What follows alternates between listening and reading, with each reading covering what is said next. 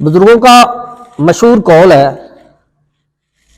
कि दीन नजर से और इल्म किताब से। दीन मिलेगा नजर से और इल्म मिलेगा किताब से। यह फलसफा है लुल्ला का। दीनदार हमेशा जब भी बंदा बना ना किसी साहब नजर की नजर से बना। इसलिए इकबाल साहब ने कहा ना कि तेरा इलाज नजर के सिवा कुछ नहीं। तेरा इलाज नजर के सिवा कुछ नहीं। हमने देखा ना, ये हमारे बाबा जी सरकार थे, तो इन्होंने इतने लाखों लोगों को कलमा कैसे पढ़ाया?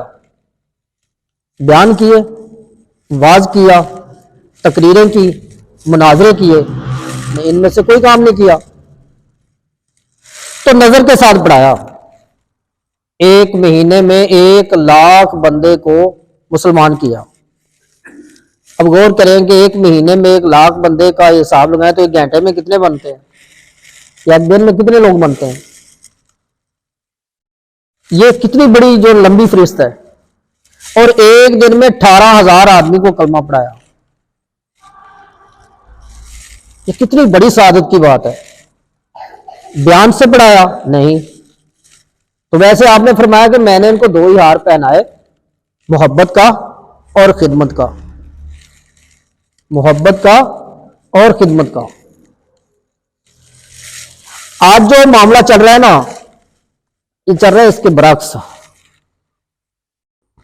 पहले यूं था कि जब भी कोई फारिग होता ना मदरसे से, उसके बाद वो किसी अल्लाह वाले की सोबत तलाश करता। वहां से वो सबसे पहला जो काम था ना, जो मशाइख कराम जिसकी तरफ मुतवज्जे करते इंसान को, वो अपना नफ्स था। अपने नफ्स की तरफ मुतवज्जे करते। जब उसे ये पता चल जाता ना कि मेरे अंदर कौन कौन सी वारदात जो है ना वो ज़हूर पजीर हो रही हैं और शैतान मेरे साथ क्या क्या खेल खेल रहा है, यानी वो अपनी हकीकत का आरफ बनना शुरू हो जाता और उस पे खुदा के नूर का ज़हूर शुरू हो जाता और अल्लाह ताला उसके फहम में इजाफा कर देता और उसको अमल पर इस्तिकामत मिल जाती और उसको नूर बसीरत मिल जाता। तो फिर वहां से उसको आगे तबलीग दीन की इजाजत दी जाती। जब अपने फहम में पुख्ता हो जाता, जब अपने इल्म पे अमल का अमल बन जाता, तो उसको आगे कुछ बयान करने की, लोगों को रुश्द हदायत के सिलसिले की तरफ लाने की इजाजत दी जाती। फिर वो बयान करता, फिर वो जहां जाता फूल बखेरता जाता और लोग उसकी तरफ मुतवज्जे होते चले जाते और सिलसिला रुश्द हदायत जो है ना वो जारी हो जाता। और ये एक प्रोसीजर था। इस प्रोसीजर से निकलकर ही वो लोगों को अल्लाह की तरफ बुलाने लगता। एक है दूसरा सिलसिला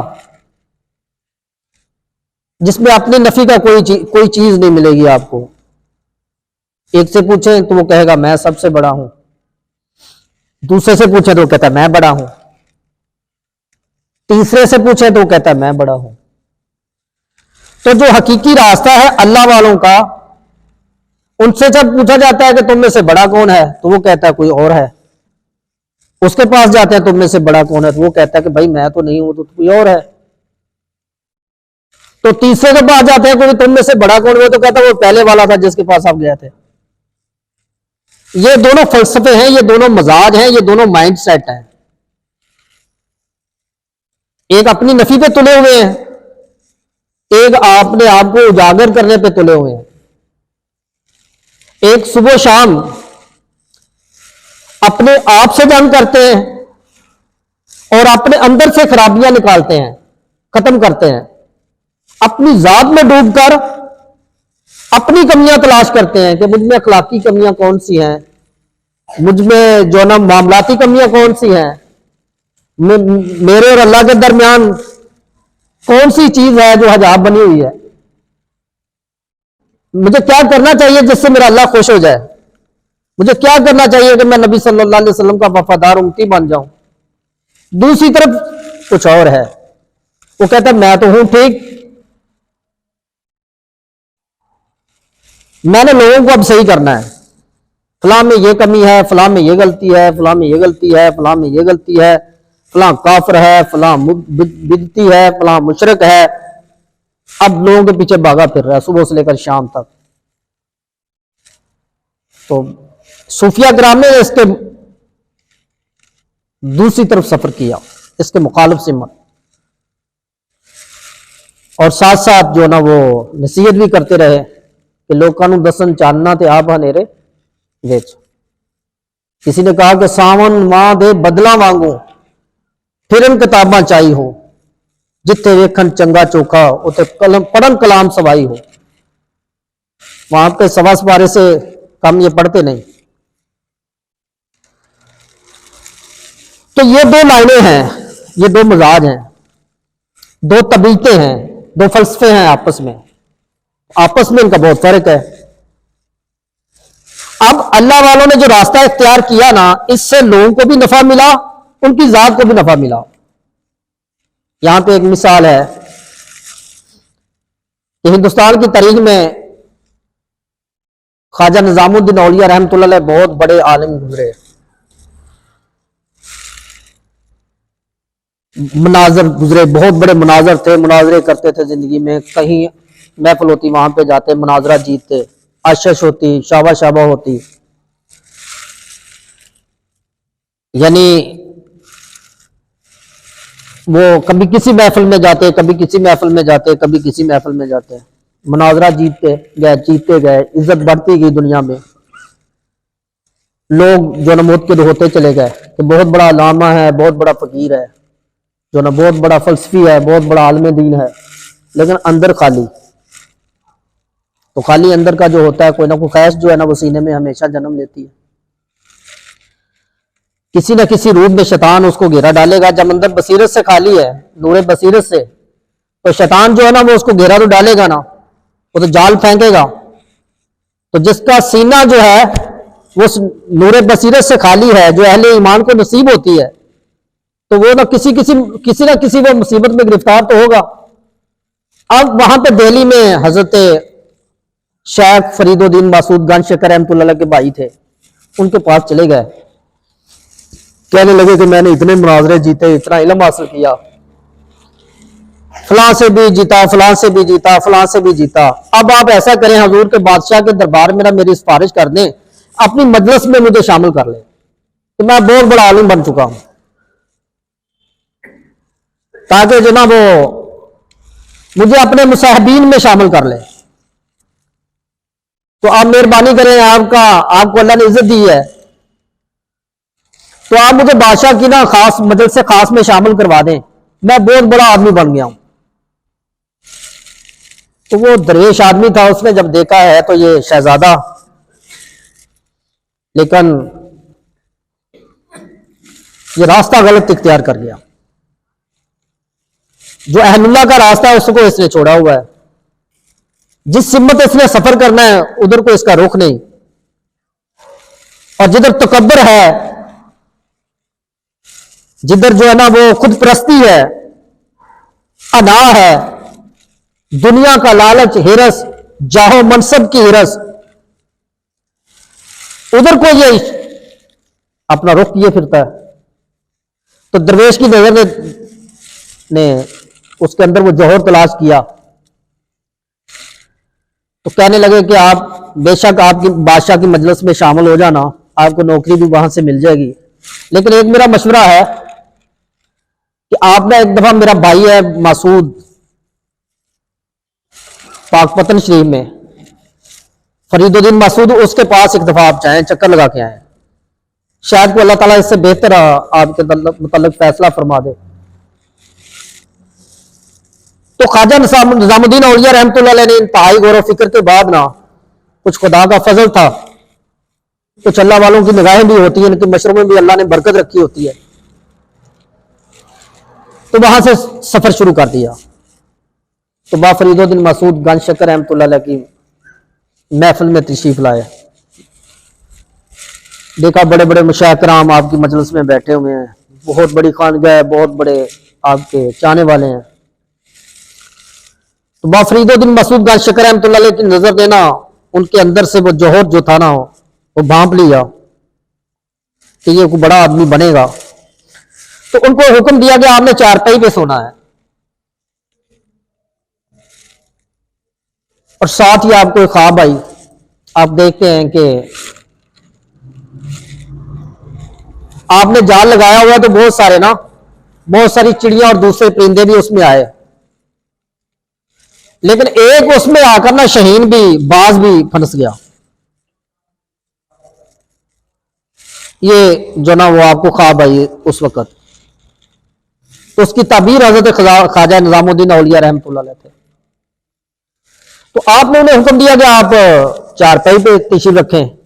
तो जब वह फरीदुद्दीन मसूद गंज शकर रहमतुल्लाह अलैह रात कहीं सैर करते कराते आए ना, तो देखा तो ख्वाजा निजामुद्दीन औलिया रहमतुल्लाह अलैह भी नीचे सोए हुए हैं। तो आपने कहा कि आपसे कहा था कि आप ऊपर सोएं, आप ऊपर जाकर सोएं, फिर ऊपर सो गए।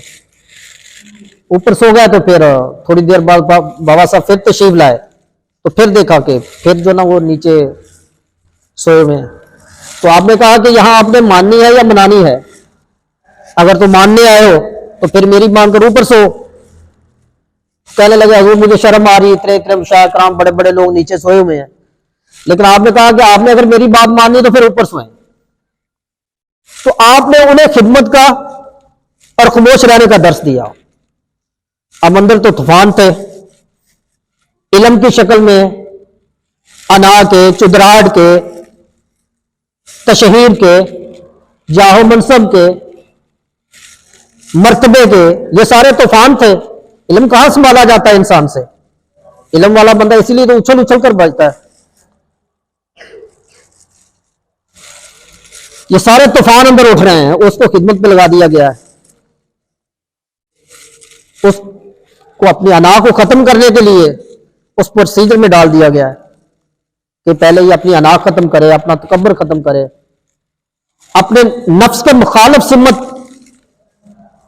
चलने की अपने अंदर सलाहियत पैदा करे, ये बात सुनने का अपने अंदर हौसला पैदा करे, ये शिकस्त को तस्लीम करना भी सीखे, ये हक गई को कबूल करने वाला भी बन जाए। ये सारी चीजें जो है ना इस प्रोसीजर पे, इस सिलसिले में आपको तरबियत के लिए वहां पे रखा गया। एक दिन ना बाबा फरीदुद्दीन मसूद गंज शकर रहमतुल्लाह अलैह दर्स दिया करते थे इवारफुल मुआरिफ का। बुजुर्गान दीन जो है ना ये तो सबसे पाक थे लोग, फिरस से, तकब्बर से, अना से, बुग़्ज़ से। अब देखिए आप तो है चिश्ती खानदान के, और जिस किताब का आप दर्स दे रहे हैं ना वो है सोहरवर्दियों की, तो सब नहीं होता इनमें। तो बाबा इसकार ने बड़ी प्यारी बात की यहां पे, फरमाया कि दीन की तबलीग में अना का बाब नहीं होता, दीन की तबलीग में अना का बाब नहीं होता, कुरान और सुन्नत के मुताबिक इत्बा होती है। अना अना अल्लाह वालों में अना कहां आ गई? तो इवारफुल मुआरिफ का दर्स देते थे, जो शेख शहाबुद्दीन सोहरवर्दी रहमतुल्लाह अलैह की लिखी हुई किताब है। तो दर्स देते ना, एक दिन ऐसा हुआ कि वहां पे एक आप जो लेक्चर दे रहे थे ना, वहां पे कोई लफ्ज मिटा हुआ था, तो वहां पे आप रुक गए। तो वही इल्म ने जल्दबाजी की वहां पे।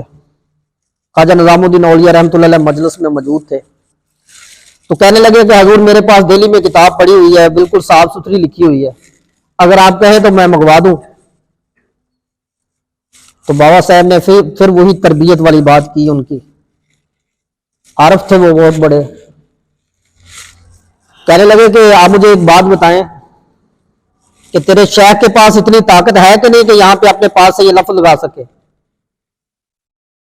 अगर नहीं तो आप ला दें, अगर है तो आप खामोश रहें। अब ये सोच में पड़ गए कि ये तो गलती हो गई मुझसे, ये तो गलती हो गई, ऐसा तो नहीं होना चाहिए था। शर्मिंदा हो गए। वक्त गुजरता चला गया। एक दिन ना आप ही की तरह एक और मनाजर आया। मनाजरे जीता जीता बल्ले बल्ले शाबाश शाबाश करते करते किसी ने कहा कि अगर आप उधर चले जाना तो बड़े उलमा जमा होते हैं, अगर आप उनसे कोई बहसो मुबासा में जीत गए ना तो आपकी बड़ी इज्जत होगी, बड़ा नाम पैदा होगा, बड़े लोग आपकी दाद देंगे। तो वो चलता चलता ना फरीदुद्दीन मसूद गंज शक्कर रहमतुल्लाह की बारगाह में आया, तो उस वक्त भी आप वाज़ो नसीहत में मसरूफ थे। आकर बैठ गया, यके बाद दीगरे कई सवाल कर दिए कि मुझे ये भी बताएं, मुझे ये भी बताएं, मुझे ये भी बताएं। तो बाबा साहब कहने लगे कि हमें नहीं इनका इल्म, हमें पता नहीं है, आप बता दें। अब ख्वाजा निज़ामुद्दीन औलिया रहमतुल्लाह वही इल्म वाला जो था ना तूफान अंदर में, वो रोका ना गया आपसे। हो न सका जबत इसाइल मानी का सलाब, कह डाले कलंदर ने असरार किताबा पर। इकबाल साहब फरमाते हैं ना, फैज़ नजर के लिए जब्ते सुखन चाहिए, हरफे परेशान के अहले नजर के हजूर। फैज़ नजर के लिए जब्ते सुखन चाहिए कि सुखन जो है ना वो यहां से ऊपर पैर ना आए, उसको जब्त कर ले बात को।